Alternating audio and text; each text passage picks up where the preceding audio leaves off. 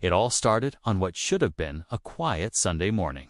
I was out front, just cleaning up my driveway and trimming a few hedges, when my neighbor from down the street, let's just call him Carl, walked up with this strange, intense look in his eyes.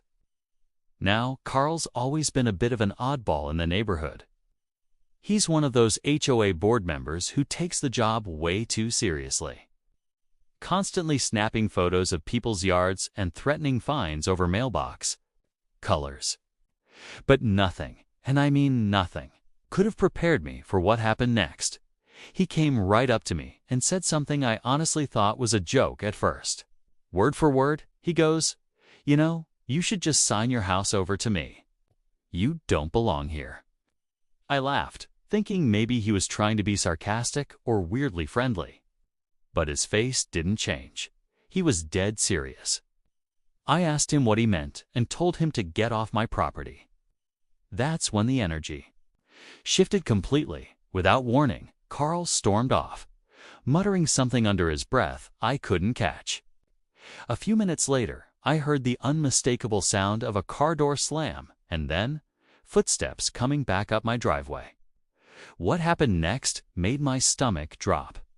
And no, this isn't one of those crazy neighbor exaggerations. This actually happened. He showed up again, this time not empty-handed. And what he said next made it clear this wasn't just some neighborhood disagreement anymore. At that point, I knew I had to act fast.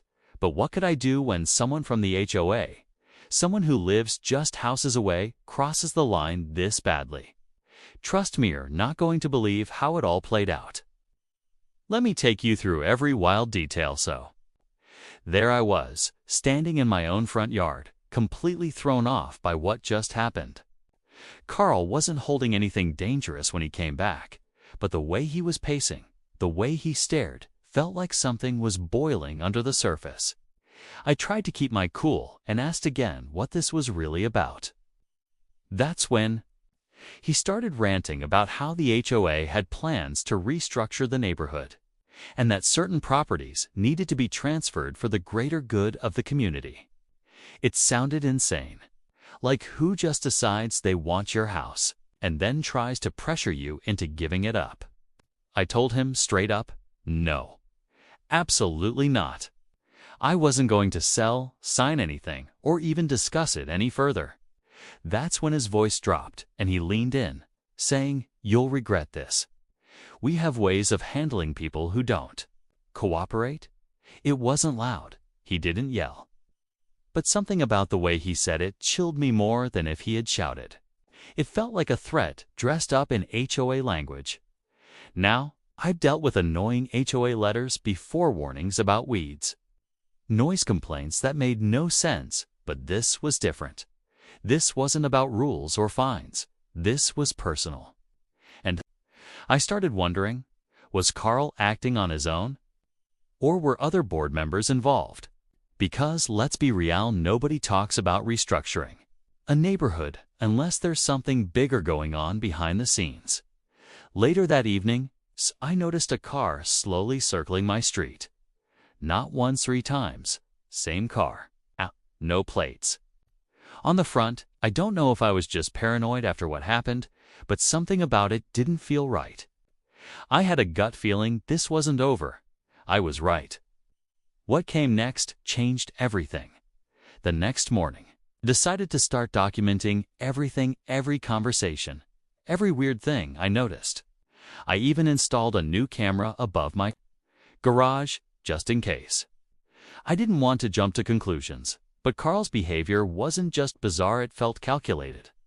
And I wasn't about to sit around waiting to see what he or the HOA might try next. The strange part, when I mentioned the incident to my other neighbors, a couple of them looked uncomfortable, but didn't say much.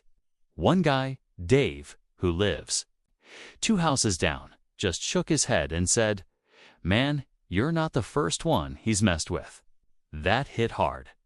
I asked Dave what he meant, and he told me that last year, Carl tried to pressure an older couple into selling their home, too. Something about them being out of compliance because their back fence was 2 inches over the limit. They ended up moving out within months, but no one really talked about why. I started thinking maybe this wasn't just about property, it was about control. And if that was true, Carl wasn't working alone. It felt like the HOA board had become more of a private club than a community organization. Things kept getting weirder. I received a letter that week claiming I was in violation for unauthorized exterior changes. Except I hadn't changed anything. No paint, no lights, nothing. I called the HOA office to ask for clarification, and the woman on the phone hesitated when I said my address. Then she put me on hold for 5 straight minutes and came back with a canned response about standard inspection procedures.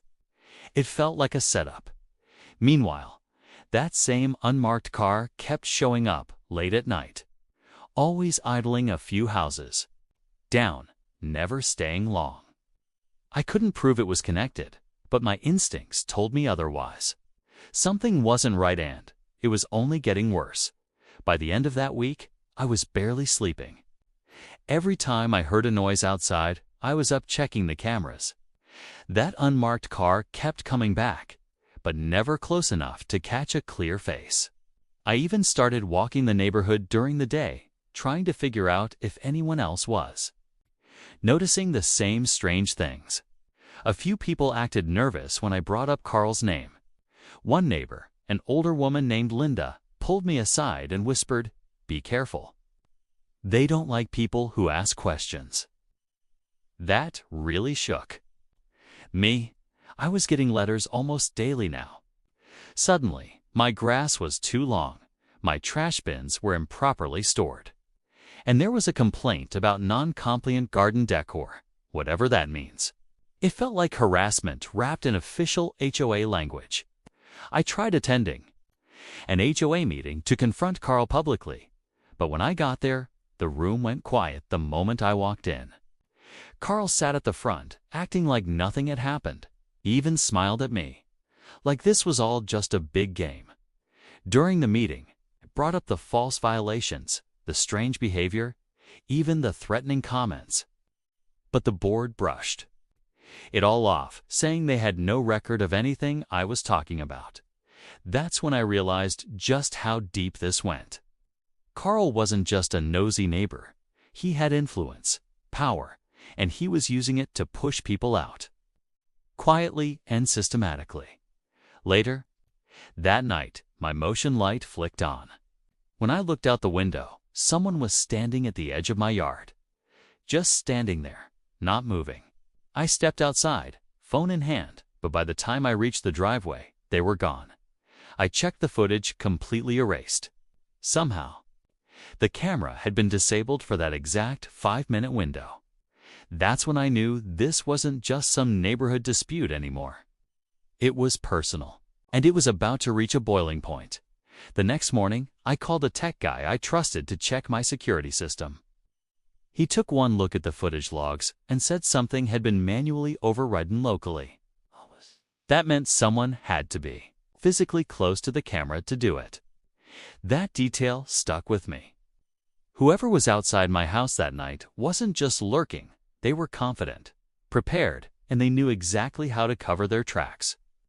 It felt like I was being watched, not just from the street, but from inside the system I thought was protecting me.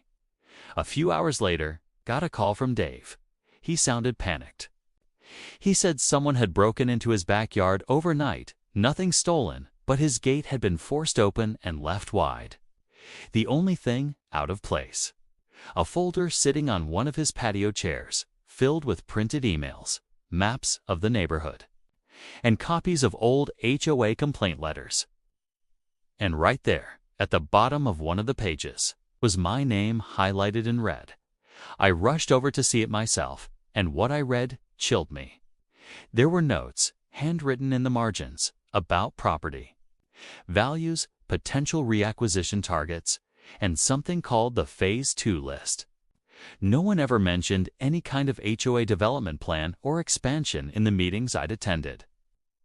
It looked like a private agenda. And the names listed weren't just homeowners. They were people I'd noticed had recently moved or sold quietly, right? Then it all started clicking. Carl wasn't just pushing people out. He was part of something bigger. Maybe it was about profit, a P, maybe control. But now it wasn't just about me anymore. If this list was real, a lot more neighbors were in danger of being forced out one way or another. That night, as I was going through the folder again, I heard a knock on my back door. Not the front, the back. No one uses that door. And when? I looked through the window. I saw something I never expected.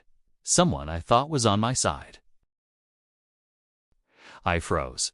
Standing on the other side of the glass door was Linda, the same neighbor who'd warned me to be careful just days earlier. Her face was pale, her hands shaking slightly, and she held up a small flash drive. I opened the door slowly, confused and a little tense. She stepped inside without saying a word at first, then finally whispered, "You need to see this. But after tonight, I'm done." She handed me the drive and told me she'd used to be the HOA secretary years ago, before Carl took over. She'd seen the board shift from being about community to something way darker: land deals, insider flipping, and shady intimidation tactics. When she tried to speak out, they pushed her into silence, threatened her with lawsuits and personal investigations. She'd stayed quiet till she saw how far Carl was willing to go with me. I plugged in the drive and started scrolling through folders full of internal emails. Spreadsheets with targeted homes, even photos of people myself, included with timestamps and notes. It was worse than I imagined.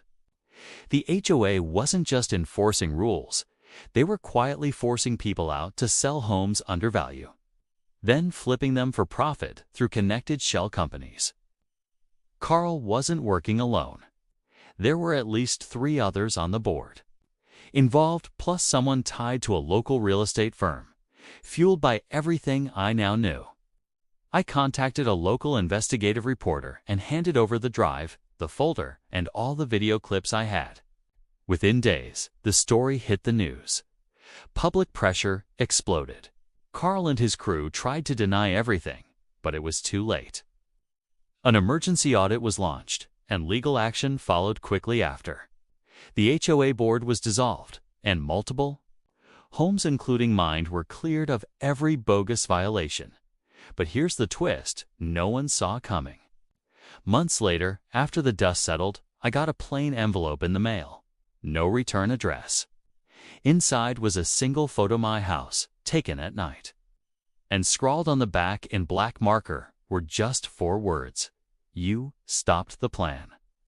That's when I realized someone out there wasn't finished.